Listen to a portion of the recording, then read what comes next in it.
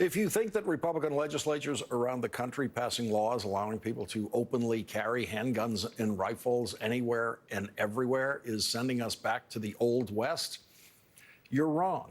Among the many things pioneered in the Old West was gun control. Tombstone had much more restrictive laws on carrying guns in public in the 1880s than it has today, says our next guest, UCLA professor Adam Winkler. Today, you're allowed to carry a gun without a license or permit on Tombstone streets. Back in the 1880s, you weren't. It was common in many Western towns that have gun control. The local law in Tombstone then forced visitors to the town to turn in their guns when they arrived in town to the local sheriff, who would give them a receipt like a coat check. And when they were leaving town, they could get their guns back. Residents of the town were required to keep the guns at home. And no one thought there was anything un-American or unconstitutional about local, strong gun control laws in what we now incorrectly think of, I guess, as the Wild West. Professor Winkler says gun control laws were adopted pretty quickly in those places. Most were adopted by municipal governments exercising self-control and self-determination. In this photo, you can see a main street of a town, and in the middle of the road, that sign, which is very, very difficult to read at the top, very top of it says, carrying firearms strictly prohibited in that town. The statistical records of that era indicate that the towns with strict gun control had lower murder rates than the towns without gun control. Joining us now is Adam Winkler, law professor at the University of California, Los Angeles. He is the author of Gunfight: The Battle Over the Right to Bear Arms in America. Professor Winkler, I have learned so much in a day that I did not know before. You also talk in your book about the founders and their attitude toward gun control. What do we know about that?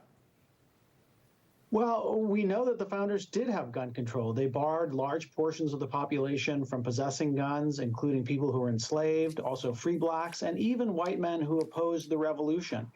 People who refused to swear an oath of loyalty to the revolution saw their gun rights restricted. And we're not talking about traitors. It turns out lots of people were opposed to the revolution at the time. And the founders also had severe militia laws that required gun owners to appear at public meetings where they and their guns would be registered on state rolls. They definitely understood that we had to balance gun rights with gun regulation. You make the point that the towns, as they developed economically, especially the ones that had the highest economic ambitions, one of the first things they did was ban guns. That's right. Well, one of the reasons why our image of the Wild West is so wrong, Lawrence, is because of capitalism, right? The residents of Tombstone and Dodge City, they enacted gun laws because they wanted what most towns want, which is to grow and to prosper. And what business person was going to open up a store in Tombstone if every time they tried to deposit the week's earnings in the bank, they were going to be robbed?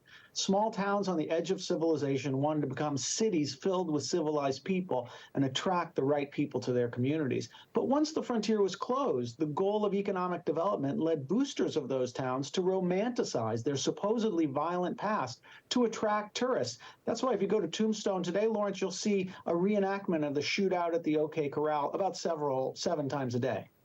Yeah, and the idea of attracting people to live there, gun control was an important part of it.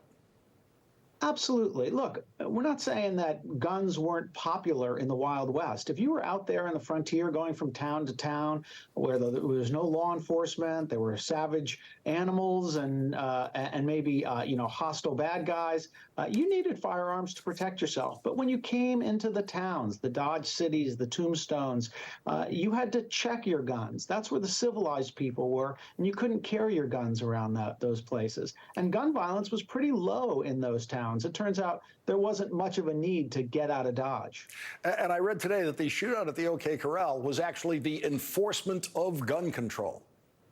That's right. I mean, that was a gun control effort. A group of people were walking around the town with guns when they were supposed to check those guns with the sheriffs. The sheriffs, Wyatt Earp and his brothers, they went to confront them and take away those guns. A shootout ended up being the result, killed 3 people and made national news for years. today 3 people get shot in a city. It's possible it doesn't even make the front page of the local newspaper.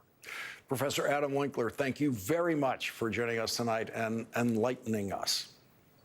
Thanks for having me. Thank you.